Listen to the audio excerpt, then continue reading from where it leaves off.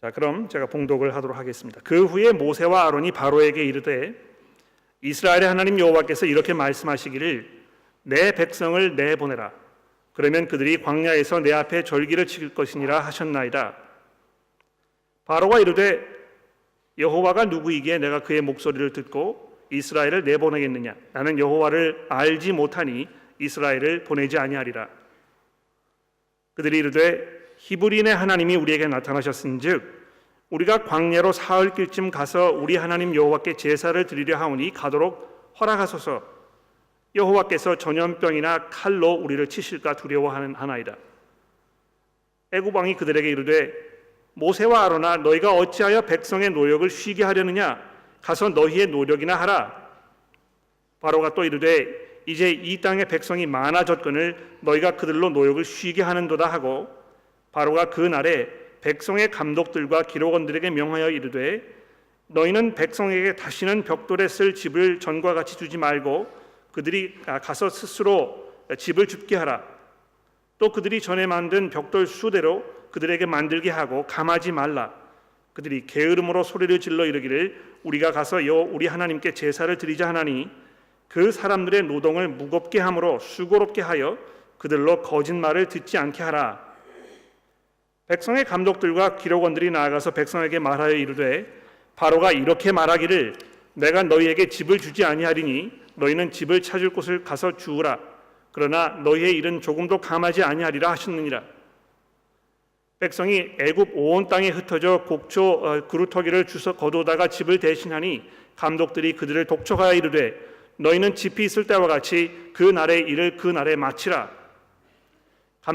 바로의 감독들이 자기들이 세운 바 이스라엘 자손의 기록원들을 때리며 이르되 너희가 어찌하여 어제와 오늘에 만드는 벽돌의 수요를 전과 같이 채우지 아니하였느냐 하니라. 이스라엘 자손의 기록원들이 가서 바로에게 호소하여 이르되 왕은 어찌하여 당신의 종들에게 이같이 하시나이까? 당신의 종들에게 집을 주지 아니하고 그들이 우리에게 벽돌을 만들라 하나이다. 당신의 종들이 매를 맞사오니 이는 당신의 백성의 죄니이다. 바로가 이르되 너희가 게으르다 게으르다. 그러므로 너희가 이르기를 우리가 가서 여호와께 제사를 드리자 하는도다. 가서 일하라. 집은 너희에게 주지 않을지라도 벽돌은 너희가 수량대로 바칠지니라. 기록하는 일을 맡은 이스라엘 자손들이 너희가 매일 만드는 벽돌을 조금도 감하지 못하리라 함을 듣고 화가 몸에 미친 줄을 알고 그들이 바로를 떠나 나올 때에 모세와 아론이 길에 서 있는 것을 보고 그들에게 이르되 너희가 우리를 바로의 눈과 그의 신하의 눈에 미운 것이 되게 하고 그들의 손에 칼을 주어 우리를 죽이게 하는도다. 여호와는 너희를 살피시고 판단하시기를 원하노라.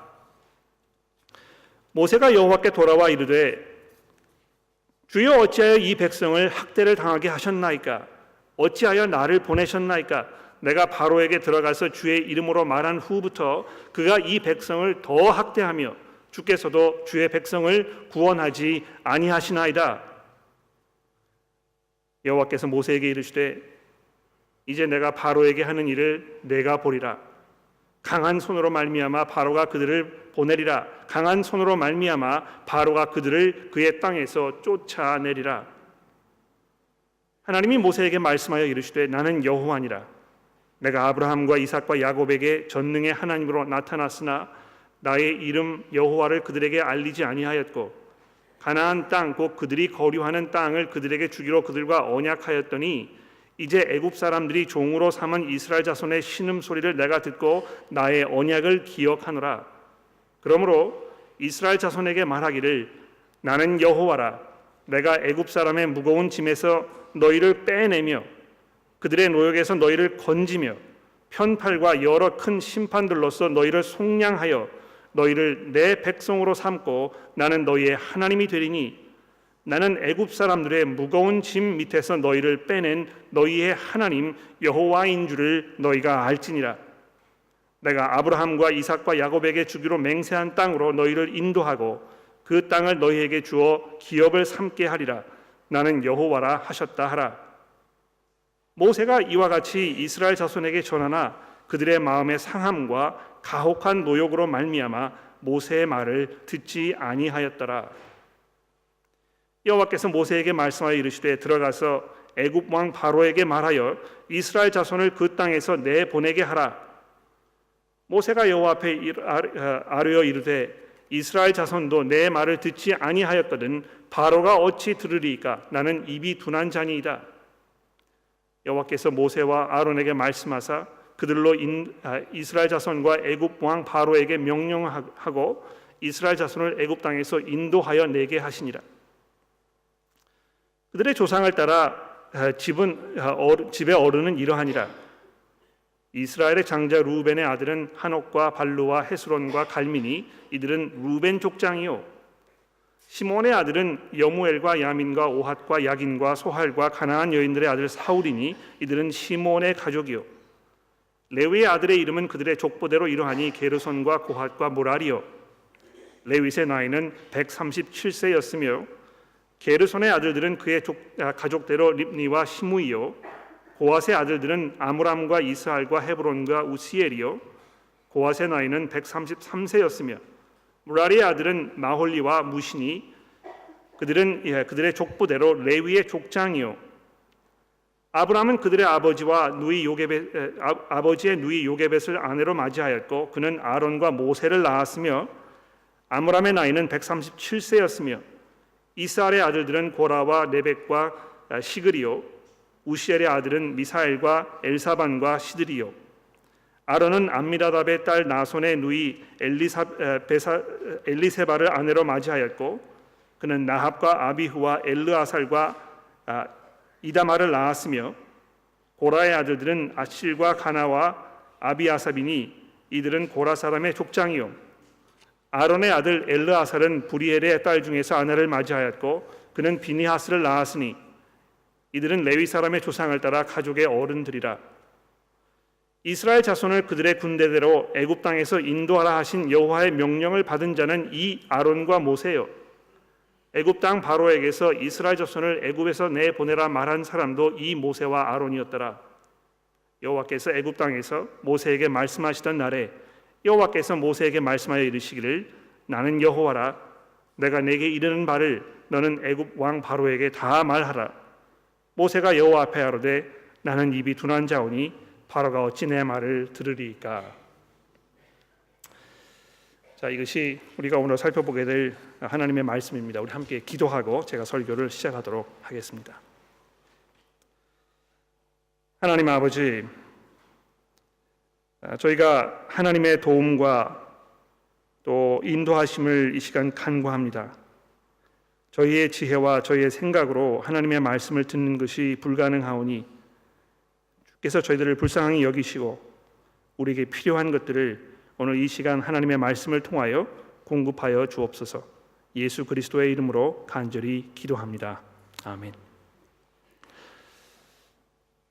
19세기 독일의 철학자 중에 포여바트라는 사람이 있습니다. 제가 이제 화면에 이 이름을 올려드렸는데 철학을 공부하신 분들은 물론이겠습니다만 학창 시절에 철학을 조금이라도 교양 과목으로 공부하신 분들 중에는 이 포여바트라는 사람의 이름을 들어보신 분이 아마 계실지 모르겠습니다.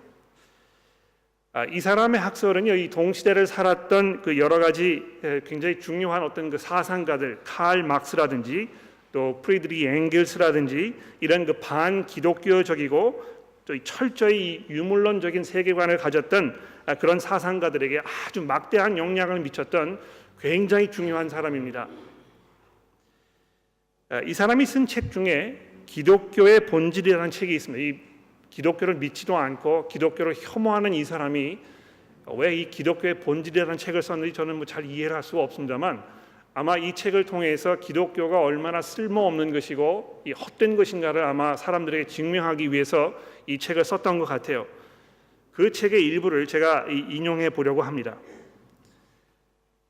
자아의식이 있는 존재는 스스로를 영원히 보존하고 싶은 자기의 욕구를 영원한 존재에 대한 생각을 통해서 충족시킨다, 이렇게 이야기했습니다. 약간 그 골치가 이제 아프기 시작하고 아마 그러실지 모르겠어요. 제가 한번 다시 한번 읽어볼게요. 자아의식이 있는 존재는, 여러분 세상에 자아의식이 있는 존재가 누가 있겠습니까? 누구죠? 사람들입니다. 그렇죠? 자아 의식이 있는 존재는 스스로를 영원히 보존하고 싶은 자신의 욕구를, 그러니까 자기가 영원히 보존되고 싶은 그런 욕구가 있다는 것입니다.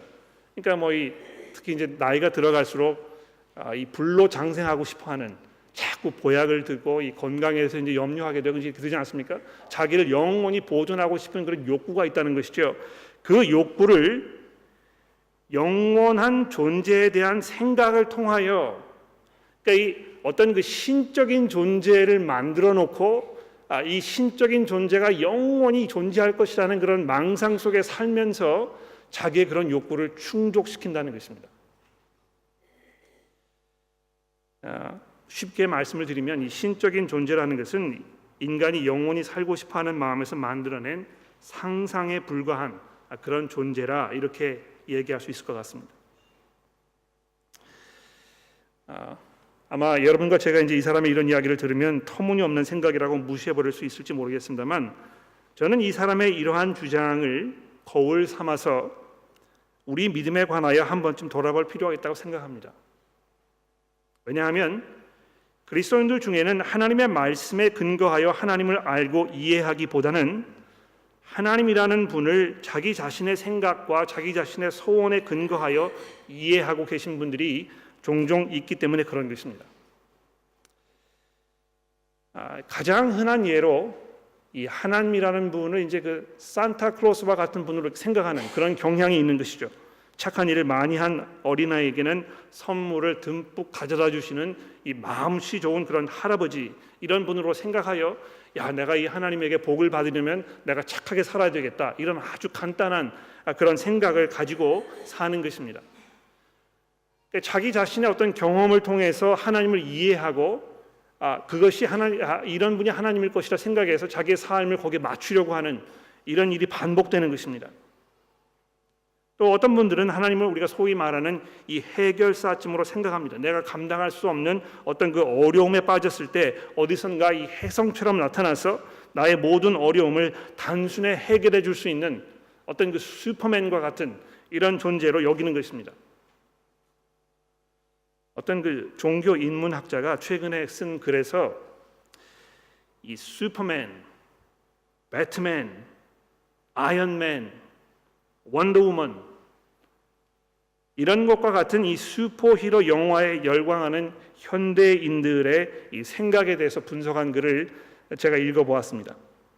그 사람이 이 포여바트의 이 주장을 인용하면서 뭐라고 이야기를 했느냐 하면, 사람들은 자신의 욕구를 신적인 존재를 통해서 충족시키려는 그런 그 성향을 가지고 있기 때문에 사람들이 이 슈퍼히로 영화에 열광하는 것이다, 이렇게 적어 놓았더군요. 각 나라의 문화와 역사도 하나님에 대한 사람들의 이해에 막대한 영향을 미칩니다. 내가 어느 지역에서 태어나서 어떤 문화를 가지고 어떤 사람과 함께 생활을 했는가, 이것이 이 하나님이 어떠한 분인가를 생각하는 데 있어서 아주 막대한 영향을 미친다는 것입니다. 이 한국의 이 장구한 문화와 역사를 통해서 우리에게 대대로 전해져 내려온 이 한국 사람들만의 신학이 있잖아요. 그렇죠?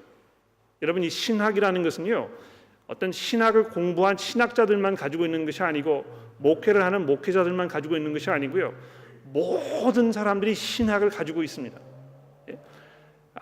하나님을 믿지 않는 사람도 나름대로의 신학이 있는 것입니다. 무슨 신학입니까? 하나님은 존재하지 않는다 하는 것이 그 사람의 신학입니다. 또 많은 사람들이 자기 나름대로의 신학이 있어요. 하나님은 이런 분일 것이다, 내가 알고 있는 하나님은 이러한 분이다 하는 자기 나름대로의 견해가 있단 말입니다. 그렇죠? 어떤 사람들에게는 아주 좋은 일이 생겼을 때, 또 다른 사람들은 가지고 있지 않은 아주 특별한 무엇인가를 가지고 있는 사람을 만났을 때, 우리 한국 사람들이 뭐라고 이야기합니까? 전생에 나라를 구했나 봐, 그렇게 얘기하지 않습니까? 그렇죠? 근데 여러분, 이거 보십시오. 이게 뭐 그냥 지나가는 소리로, 우스갯소리로 이렇게 내뱉은 말일 수 있습니다만, 그것이 그 사람이 가지고 있는 신학을 대변하고 있다는 것입니다. 그 사람이 가지고 있는 신학이 무엇입니까? 이 하나님이라는 존재는 그저 인간이 자기 자신을 스스로 구원하기 위해서 내버려 두는 그래서 이 사람이 한 번 살고 두 번 살고 세 번 살면서 어떤 그 인생에 대한 진리를 깨닫고 내가 어떻게 하면 좀 더 선한 사람이 될 수 있는가를 스스로 노력하면서 자꾸 돌고 돌다가 스스로 여기를 탈출하는 이런 그 존재로 생각하는 것입니다. 하나님은 사람의 이 매일매일의 삶에 그렇게 깊이 관여하지 않으시고 물러나서 지켜보면서 잘하나 못하나 한번 지켜보자, 이런 사람으로, 이런 분으로 생각하는 것입니다. 사람들마다 하나님은 이러한 분일 것이다, 나는 하나님이 이랬으면 좋겠다, 이런 생각을 다 가지고 있단 말입니다. 근데 문제는 무엇입니까? 하나님에 대해서 가지고 있는 그 생각이 얼마만큼 하나님께서 자기 자신을 나타내 보이신 그것과 일치하는가, 이것을 판단하는 것이 아주 중요합니다.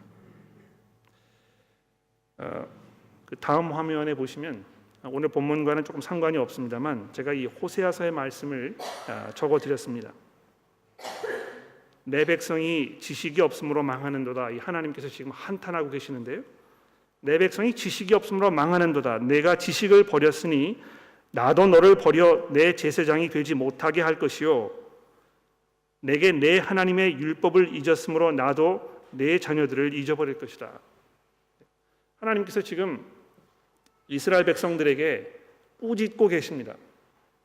너희들이 나에 대한 지식을 다 버렸기 때문에 나도 너희를 버릴 것이다. 여러분, 이 얼마나 끔찍한 선언입니까? 지식이 있어도 하나님의 이 실제와는 동떨어진, 그저 자기 나름대로의 생각으로 그냥 이렇게 주먹구구식으로 짜 맞춘 그런 신앙을 가지고 살고 있기 때문에 나도 너희를 버릴 것이다. 몇 장 넘어가서 그래서 호세아 선지자가 이스라엘 백성들에게 이렇게 독려하고 있습니다. 그러므로 우리가 여호와를 알자, 힘써 여호와를 알자. 그의 나타나심은 새벽빛같이 어김없나니 비와 같이 땅을 적시는 늦은 비와 같이 우리에게 임하시리라. 어떤 면에서 이 출애굽기서 5장과 6장의 이 말씀은 이 호세아서 선지자의 이러한 그 간곡한 어떤 그 부탁, 이거와 일맥상통하는 그런 말씀이 아닌가 생각합니다. 우리가 여호와를 힘써 알자.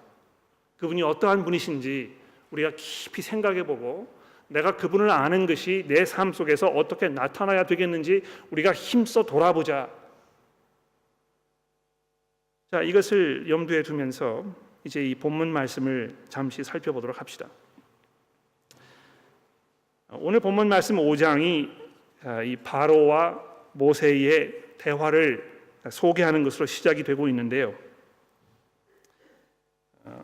그 2번 주보에 있는 그 2번에서 제가 여러분들에게 드리고 싶은 그 중요한 포인트는 바로 2절에 있는 이 말씀입니다. 바로가 뭐라고 이야기하는지 들어보십시오. 여호와가 누구이기에 내가 그의 목소리를 듣고, 여호와가 누구이기에 내가 이스라엘을 보내겠느냐? 나는 여호와를 알지 못하니 나는 이스라엘을 보내지 않을 것이다. 이 얼마나 이것이 disastrous, 재앙적입니까? 여호와가 누구이기에 내가 그의 말을 듣겠느냐? 어떤 면에서 바로의 이러한 그 이야기는 우리가 충분히 이해할 수 있어요. 그 사람이 누구인데 내가 그 이야기를 듣겠느냐? 설득이 되지 않습니까? 당연하게 그렇게 생각하겠죠. 그리고 나서 뭐라고 결론을 맺습니까? 나는 이스라엘을 보내지 않을 것이다. 지금 바로가요, 하나님에 대한 자기의 그 신학, 이것으로 인해서 하나님의 뜻과 지금 정면 충돌을 일으키고 있는 것입니다. 자기가 하나님을 알지 못하는 이 무지한 상태에 있는 것도 큰 재앙인데, 거기에 더해가지고 나는 그래서 하나님의 이 뜻과 계획, 이것을 내가 정면으로 도전할 것이다. 이런 비참하고 끔찍하고 처참한 이런 결론에 도달하게 된 것입니다. 여러분, 이 하나님에 대한 무지, 그분에 대해서 잘 알지 못하는 것, 이것이 뭐 이렇게 대단한 대수인가 이렇게 생각하실 수 있을지 모르겠습니다만, 하나님에 대하여 잘 알지 못하는 것, 하나님에 대하여 엉뚱한 것을 알고 있는 것, 이것이 여러분과 저로 하여금 최악의 이 수를 두도록 만든다는 것입니다. 그러니까 여러분, 이거 뭐 저는 신앙생활을 오래 했습니다만, 저는 뭐 성경을 잘 알지 못해요. 이렇게 말씀하시는 분들 이제 종종 있습니다. 저희 교회에도 뭐 그런 분들 제가 여러 번 만나뵌 적이 있는데, 아마 한편으로는 그것을 겸손으로 이야기하시는 것 같아요. 저는 뭐 신앙이 뭐 이렇게 깊거나 많은 것을 이해하거나 그렇지 않습니다. 그저 저는 보잘것없는 그런 그 사람입니다. 그 이야기를 제가 충분히 이해합니다. 왜 그렇게 말씀하시는지 제가 이해할 수 있어요. 그러나 하나님에 대한 우리의 무지가, 이것은 자랑이 아니고요, 겸손이 아니고, 이것은 여러분을 파멸로 몰고 갈 수 있는 끔찍한 재앙이라는 것을 여러분 이해하십시오. 내가 성경을 읽지 아니하고 하나님에 대하여 내 생각을 정리하지 아니하고 그분께서 어떠한 분이신지에 대해서 내가 일괄적으로 무관심으로 대하게 된다면 어떤 결론에 도달하시겠습니까? 그냥 자기 나름대로 하나님을 생각하는 것입니다. 하나님 이런 분일 거야, 내가 이렇게 하면 하나님 이렇게 하실 거야 하는 자기 나름대로의 생각에 빠져가지고 엉뚱한 결론에 도달하게 되고 엉뚱한 결정을 내릴 수밖에 없게 되어 있습니다. 바로가 그랬거든요. 나는 이스라엘을 보내지 않을 것이다. 하나님이 누구인데 내가 그렇게 하겠느냐? 얼마나 이것이 끔찍한 결과를 초래했습니까? 이제 우리가 다음 주부터 이 10가지 재앙의 사건에 대해서 들어보겠습니다만, 이 바로의 이러한 그 무지가 지금 이 모세가 3절에서 이야기하고 있는 것처럼 여호와께서 전염병이나 칼로 우리를 치실까 두려워하나이다 하는 그 말대로 되었잖아요. 그렇죠? 하나님께서 이미 모세에게 경고하셨습니다. 내가 가서 바로에게 이야기할 것이지만 바로가 내 말을 듣지 않을 것이다. 내가 나의 강한 이 팔을 펴가지고 그 사람을 심판하기 이전에는 그가 내 말을 듣지 않을 것이다. 지금 그대로 되고 있는 것입니다.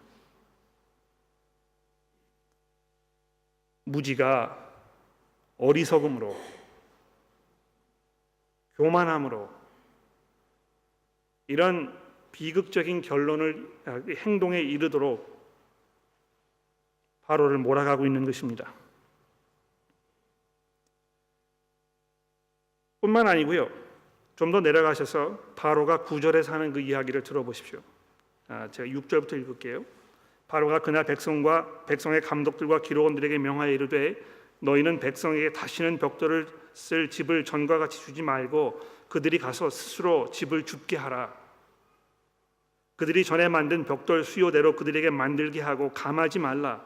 그들이 게으름으로 소리를 질러 이르기를 우리가 가서 우리 하나님께 제사를 드리자 한다.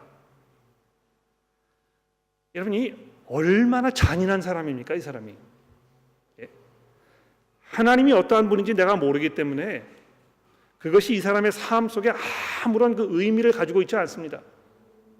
내가 어떻게 살든지, 내가 다른 사람들을 어떻게 대하든지 아무런 문제가 되지 않는 것입니다.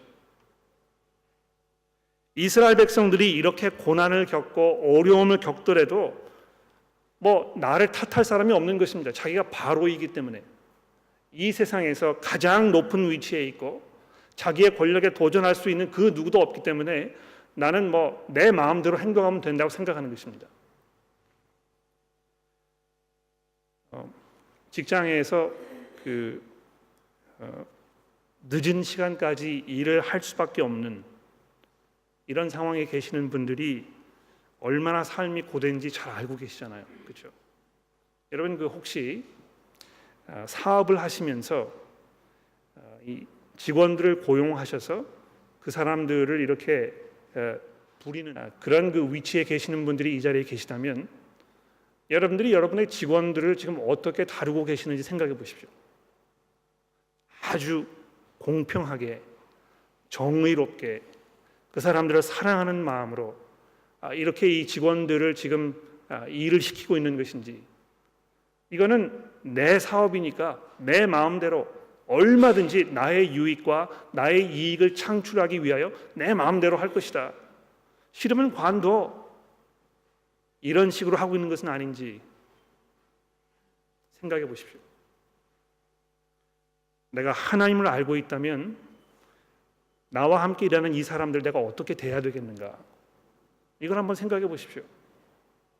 바로는요, 하나님을 모른다고 하기 때문에 자기가 이 세상에서 가장 힘 있는 사람이라고 생각하기 때문에 다른 사람에 대한 어떤 배려라든지 이런 것을 전혀 생각하지 않는 것입니다. 더 나아가서요, 이 9절 말씀에 보면 얼마나 치명적인 이런 결론에 도달하고 있습니까? 그 사람들의 노동을 무겁게 함으로 수고롭게 하여 그들로 거짓말을 듣지 말게 하라. 지금 이 하나님의 그 명령, 이스라엘 백성들을 향해서 하나님께서 하신 이 말씀이 거짓말이라고 얘기하는 것입니다. 내가 이 하나님의 말씀대로 애굽에서 나와 가지고 광야 3일 동안 가서 하나님 정하신 그곳에서 하나님을 예배하는 이런 것이 하나님의 의도이고 이것이 이스라엘 백성들에게 가지고 계신 하나님의 계획과 목적인데요, 다 거짓말이다, 있을 데 없는 일이다, 그렇게 살지 말아라. 마치 에덴 동산에서 아담과 하와에게 접근하여 선악과를 따 먹으라고 이렇게 유혹하였던 그 뱀의 목소리를 듣는 것 같습니다. 하나님이 그렇게 얘기하셨을 리가 없지. 선악과를 따먹지 말라고 얘기하셨을 리가 없지. 그것은 하나님께서 너가 그것을 먹을 그 순간 하나님처럼 될 것을 알고 있었기 때문에 그것을 시기하셔서 먹지 말라고 한 것이야. 하나님께서 너희들을 위하여 좋은 것을 주시려고 하는 이런 분이실 리가 없지. 하나님의 말을 듣지 말고 내 나름대로 해. 내가 알고 있는 대로 해. 지금까지 내 삶을 통해서 경험한 대로 해. 너의 가지고 있는 철학과 생각과 너의 그 죄악된 습성과 이런 모든 것들 다 동원해가지고 가장 좋은 결과를 얻을 수 있다는 선택을 해서 그냥 살면 되는 것이야.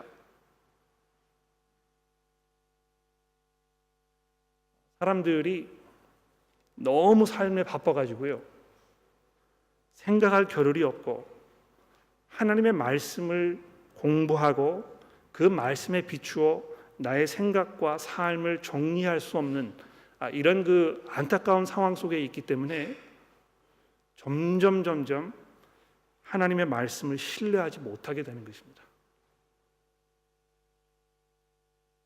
하나님의 말씀을 거짓말일지도 모르겠다, 이렇게 생각하게 되는 것입니다.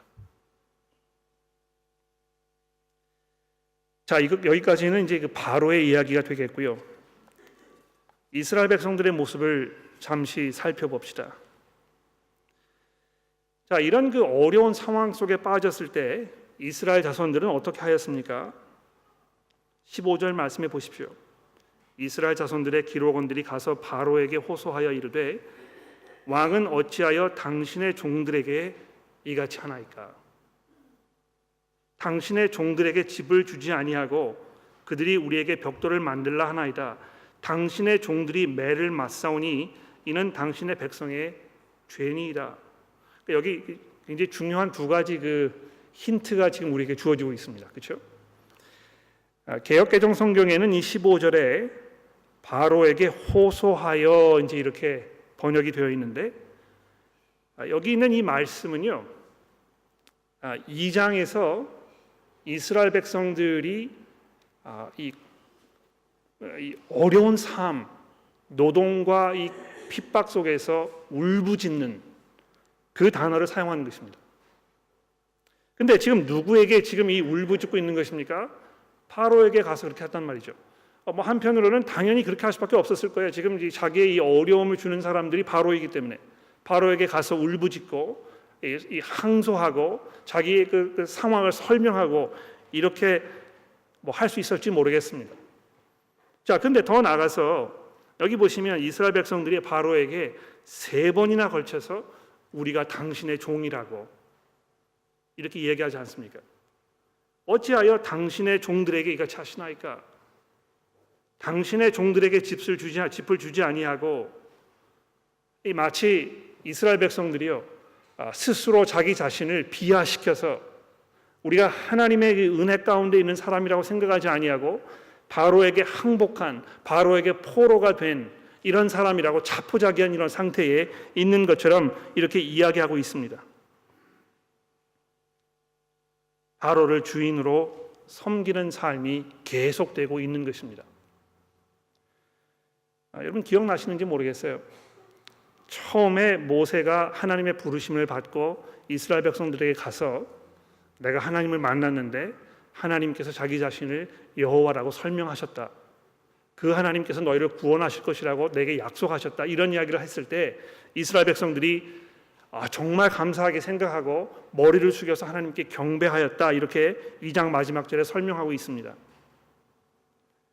그런데 그때 그 어떤 감회, 감동, 기쁨 이런 것은 다 사라져버리고 지금 어떻게 하고 있습니까? 21절에 내려가 보십시오. 모세와 아론에게 이르되 너희가 우리를 바로의 눈과 그의 신하의 눈에 미운 것이 되게 하고 그들의 손에 칼을 주어 우리를 죽이게 하는도다. 하나님에 대해서 이스라엘 백성들이 어렴풋이 알고 있었을 것입니다. 이 조상들이 이야기해 준 그 아브라함과 이삭과 야곱의 하나님께서 그들에게 대하셨던 그 신실함과 이런 것들이 이 입을 통하여 전수되었을 것입니다. 이스라엘 백성들이 애굽에서 살면서 우리 그 한 400여 년 전에 우리의 그 조상 중에 요셉이라는 사람이 있었는데 이 요셉이 애굽의 총리였다더라. 그런데 그것이 하나님의 은혜 가운데 그렇게 된 것이라더라. 하나님께서 이 요셉을 총리로 만들기 위해서 그의 아버지였던 이 이스라엘을 데리고 오셨다더라. 이렇게 하면서 이 하나님에 대해서 충분히 이야기했었을 것입니다. 그러나 시간이 지나면서 이것이 점점 희석되었을 것이고 기억 속에 사라졌을 것이고 그래서 하나님에 대하여 분명히 알지 못하고 있었을 것이 분명합니다. 그래서 결국에 21절에 보시면 지금의 처한 그들의 그러한 상황을 너희가 우리를 바로의 눈과 그의 신하의 눈에 미운 것이 되게 하였다 이렇게 얘기하지 않습니까? 우리가 이거를 이해해야 될 것 같아요. 이스라엘 백성들이요 애굽에서 바로의 눈에 가시가 된 그런 상황 이것이 좋은 것입니까? 나쁜 것입니까? 여러분 어떻게 생각하세요? 이스라엘 백성들이 애굽 땅에서 바로의 눈에 이 가시와 같은 존재가 된 것이 좋은 일입니까? 나쁜 일입니까? 물론 나쁜 일이겠죠. 이 결과를 보십시오. 얼마나 어려운 일이 벌어졌습니까? 그러나 한편으로는 이것이 당연하고 마땅하고 다행스러운 일입니다. 이스라엘 백성들이요 애굽에서 바로의 종으로 살면서 평생 그의 눈에 좋게 보이고 그래서 이 노예의 삶을 평생 이어가야 했었다면 그것보다 더 끔찍한 결과는 없었을 것입니다. 세상 사람들이 그리스도인들을 미워하는 것, 그러한 그 사회적인 풍조가 점점 더 강해져 가는 것, 이것이 좋은 것입니까? 나쁜 것입니까? 양면성이 있죠. 그렇죠. 그리스도인들이 세상에서 모든 사람들의 환영을 받는다면 그 둘 중에 하나일 것입니다. 이 온 세상이 지금 이 복음화 되었거나 아니면 그리스도인들이 그리스도인으로서 빛과 소금의 역할을 전혀 감당하고 있지 않거나 둘 중에 하나일 것입니다. 구별이 안 되는 것입니다. 세상 사람들하고. 그래서 뭐 다 환영하고 맞아주고 이렇게 하는 것이죠. 어떤 면에서 이런 그 끔찍한 상황이 벌어졌을 때 이스라엘 백성들이 바로와 모세와 아론을 찾아가서 다 이렇게 될 수밖에 없었을 것입니다. 우리가 이제 여기에서 탈출하여 하나님의 백성으로 이제 구원을 받아서 이 광야로 나아가려면 이것은 우리가 가야 할 이 필연적인 그러한 상황입니다. 이렇게 받아들이는 것이 오히려 맞았을 것입니다. 그러나 이들은 하나님을 아직 여호와로 스스로 계신 하나님으로 잘 이해하지 못하고 있었던 것이 분명합니다. 그래서 이들도 역시 자기 나름대로의 신학으로 인해서 엉뚱한 결론에 도달하고 있잖아요. 자기가 하나님을 잘 알지 못하기 때문에 하나님을 힘써 알려고 하지 않고 그저 삶에 지쳐서 노동 속에서 신음하면서 쳇바퀴가 돌아가는 그 삶 속에서 그냥 그대로 지내면서 무지 속에, 무관심 속에, 무기력함 속에서 그냥 거기에 휩쓸려 살고 있는 것입니다.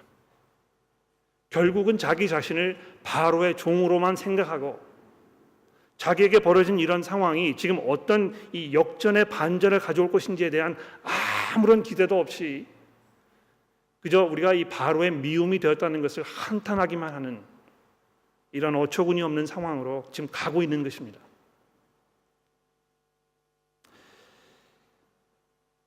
모세도 마찬가지인 것 같아요. 22절 말씀을 보십시오. 모세가 여호와께 돌아와서 아뢰되 주여 어찌하여 이 백성의 학대를 당하게 하셨나이까? 어찌하여 나를 보내셨나이까?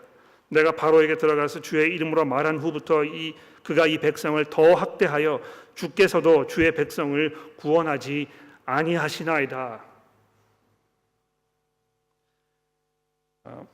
여기 좀 모세가 입을 열 때마다 그의 입에서 나오는 이 구절구절이 이 최악의 반복입니다. 그런데요, 모세가 지금 마지막에 내뱉는 이 최후의 말, 주께서도 주의 백성을 구원하지 아니하시나이다. 이 말의 이 끔찍함을 여러분 한번 생각해 보십시오. 주께서는 주의 백성을 구원하지 아니하시는, 힘이 없으시거나 무관심하시거나 약속을 지키지 않으시거나 하나님께서 아브라함과 이삭과 야곱에게 약속하신 그 언약에 대해서는 아무런 상관이 없는 그런 하나님이십니다. 어떤 면에서 이 하나님의 본질, 그분의 그 하나님 되심, 이것 자체를 공격하고 이것 자체를 의심하는 그런 말인 것 같아요. 이 목회를 하는 목사들에게 가장 치명적인 그 말이 뭔지 아십니까? 뭘까요? 설교를 잘 못해. 아마 그 말만큼 이 목회를 하는 사람들에게 어려운 말이 없을 것입니다. 왜 그렇습니까? 목회를 하는 사람들은요, 설교하는 일을 목숨처럼 생각하거든요. 하나님의 말씀을 전하는 일이 가장 중요한 일입니다. 그런데 그것을 못한다고 이야기하면 더 이상 그 사람은 목회자로서의 역량이 부족하다는 것을 이야기하는 것입니다. 마찬가지로 주께서도 주의 백성을 구원하지 아니하시나이다 이야기하는 것은 하나님은 지금 하나님이 될 자격이 없다는 것을 이야기하는 것입니다.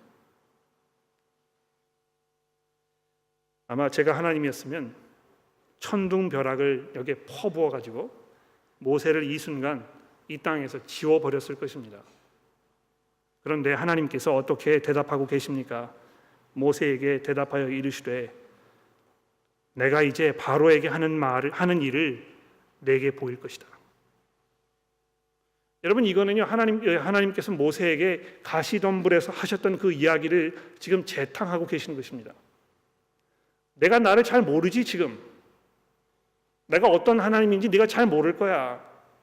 그런데 내가 앞으로 무슨 일을 할 것인지 이거를 보게 되면 내가 누구인지 네가 알게 될 것이다.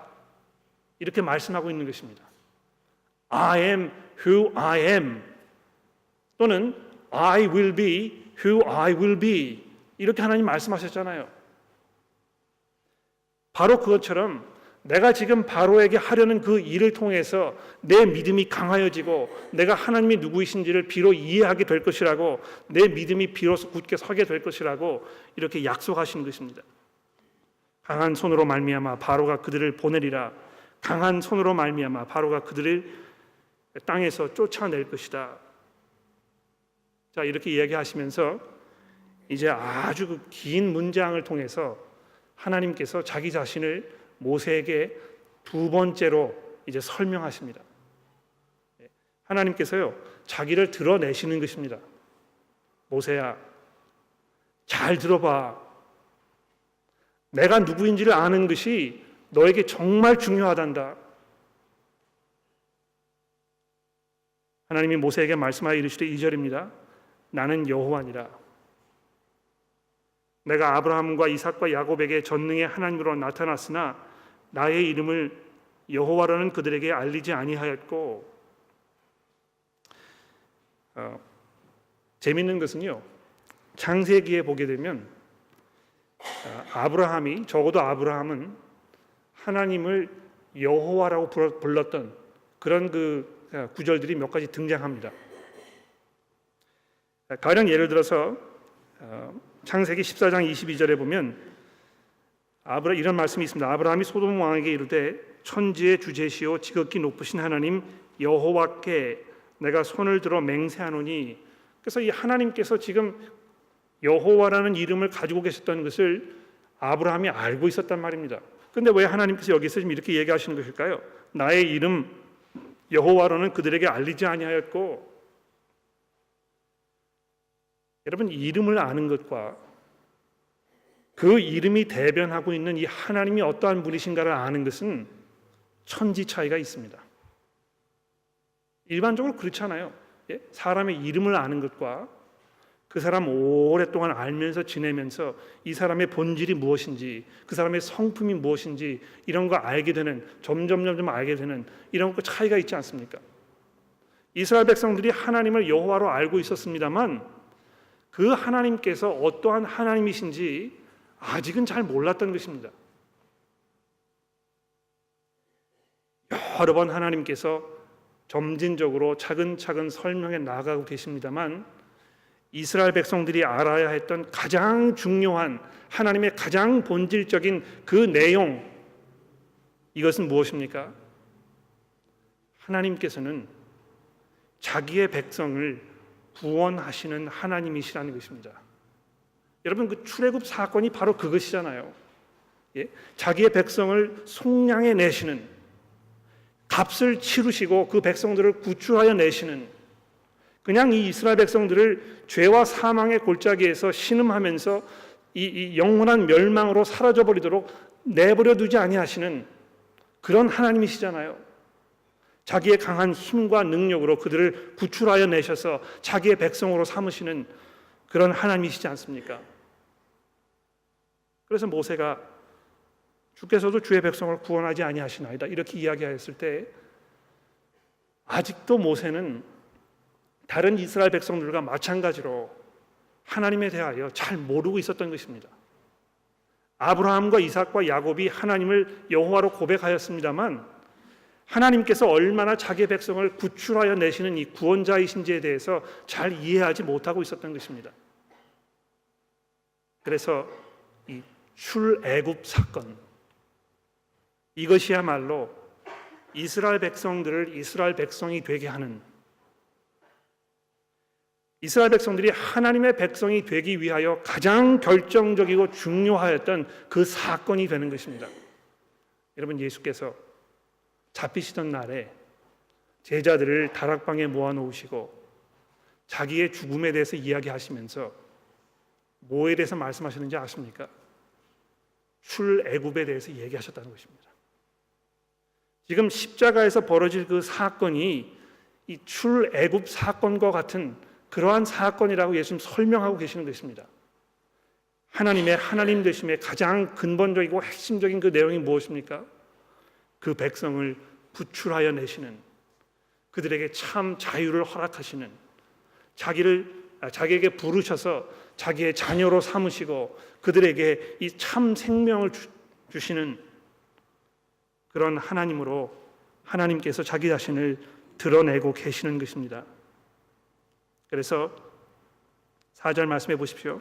가나안 땅 곧 그들이 거할 거류하는 땅을 그들에게 주기로 그들과 언약하였더니 이제 애굽 사람들이 종으로 삼은 이스라엘 자손들의 신음소리를 내가 듣고 나의 언약을 기억하노라. 그러므로 이스라엘 자손에게 말하기를 나는 여호와라. 내가 애굽 사람들의 무거운 짐 밑에서 너희를 빼내며 그들의 노역에서 너희를 건지며 편팔과 여러 큰 심판자들로서 너희를 속량하여 너희를 내 백성으로 삼고 나는 너희의 하나님이 될 것이다. 나는 애굽 사람들의 이 무거운 짐 밑에서 너희를 빼어낸 너희의 하나님 여호와인 줄을 너희가 알지니라. 바로 이것이 하나님의 마음입니다. 그렇죠? 하나님께서 지금 자기 자신을 이스라엘 백성들에게 나타내고 계시는데요. 어떤 하나님으로 나타내고 계십니까? 마음씨 좋은 하나님? 선하신 하나님? 무슨 하나님이십니까? 해결사이신 하나님? 산타클로스와 같은 하나님? 내가 아는 하나님은 도대체 어떤 하나님이십니까? 여러분은 하나님을 어떤 하나님으로 고백하고 계십니까? 내게 복을 주시는 하나님? 나의 외로움을 충족시켜 주시는 친구와 같은 하나님?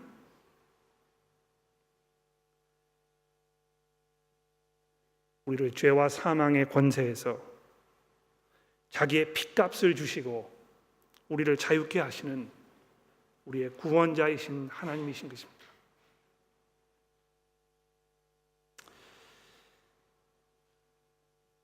결론을 내려야 되겠는데요. 여러분 6장 마지막 부분에 보시면 이 긴 족보가 나옵니다. 그렇죠? 아마 이 족보를 읽으시면서 이건 좀 건너뛰지 이렇게 느끼셨을지도 모르겠습니다. 굉장히 지루하고 이게 뭐 여기에 있어야 될까 이런 생각을 가지고 계셨는지도 모르겠어요.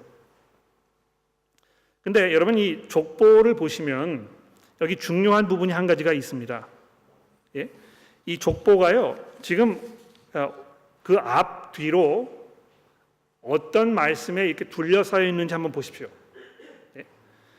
12절 말씀에 보시면 모세가 이렇게 이야기하지 않습니까? 이스라엘 자손도 내 말을 듣지 아니하였거든 바로가 어찌하여 들으리까? 나는 입이 둔한 자니이다. 이 하나님의 이러한 자기를 드러내시는 계시하시는 이러한 것인데도 불구하고 모세가 지금 믿음으로 그것을 연결시켜서 하나님을 의지하고 고백하는 이런 모습을 아직 보이고 있지 않는 것입니다. 그렇죠? 하나님의 자기를 드러내시는 설명에도 불구하고 자 그런데 그 말씀이 지금 이 6장 맨 마지막 30절에 보시면 또 반복이 되고 있잖아요. 모세가 여호와 앞에서 아뢰되 나는 입이 둔한 자오니 바로가 어찌 내 말을 들으리까. 자 그리고 나서 그 중간에다가 모세의 이 족보를 쭉 설명합니다. 어떻게 모세가 이 아브라함의 자손이었는지 어떻게 그가 이 레위 지파에 속했던 사람이었는지 이런 걸 쭉 설명을 하면서 26절에 보십시오. 이스라엘 자손을 그들의 군대대로 애굽 땅에서 인도하라 하신 여호와의 명령을 받은 자는 아론과 모세요. 애굽 왕 바로에게 이스라엘 자손을 애굽에서 내보내라 말한 사람도 이 모세와 아론이었더라. 여러분 지금 믿음으로 그 하나님의 말씀에 순종하지 못하는 이 나약한 모세, 별로 그렇게 이 보잘것없어 보이는 이 모세, 이 사람이 지금 하나님의 구원자로서의 역할을 잘 감당할 수 있을까 하는 의심이 들도록 지금 방황하고 있는 이 모세, 바로 그 모세에게 하나님께서 이스라엘을 구원해 내라는 이 명령을 주셨다는 것입니다. 뭘 말하는 것이겠습니까? 이스라엘 백성들을 구원해 내시는 그 하나님의 능력이 모세와 아론의 언변과 그의 이 믿음과 여기에 있지 아니하고 그들을 강권적으로 부르셨던 이 하나님의 능력 가운데 있다는 사실을 우리에게 강조하기 위하여 지금 이런 긴 설명을 하고 있는 것입니다. 다음 주 본문 말씀 통해서 아마 이제 이 사실을 우리가 좀 더 자세하게 살펴보게 될 텐데요. 여러분, 하나님을 아는 것, 하나님이 어떠한 분이신지 이해하는 것, 그분께서 우리의 구원자가 되신다는 것, 이것이 내 신학의 가장 중심에 있게 되는 것, 이것이 아주 중요한 일입니다. 그러므로 여호와를 알자, 그분을 힘써 알자 하는 이 호세아 선지자의 이 말씀이 우리 마음 가운데 더 강렬하게 다가오는 것 같습니다. 기도하겠습니다.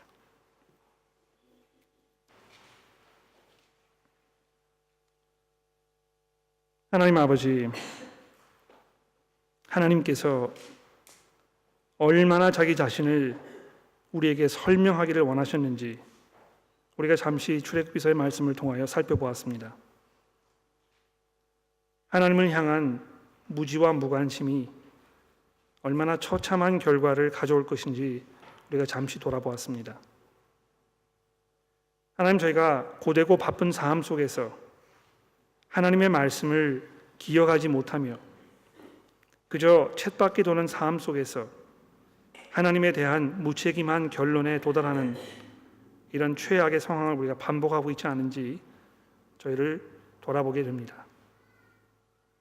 우리를 구원하시기 위하여 이 땅에 찾아오셨던 예수 그리스도의 권세와 그분의 그 능력이 우리를 자유하게 하셨는데 우리가 자유하게 살기는커녕 예전의 노예의 모습으로 돌아가서 죄 가운데 허우적거리고 있는 것은 아닌지 우리가 돌아보게 됩니다.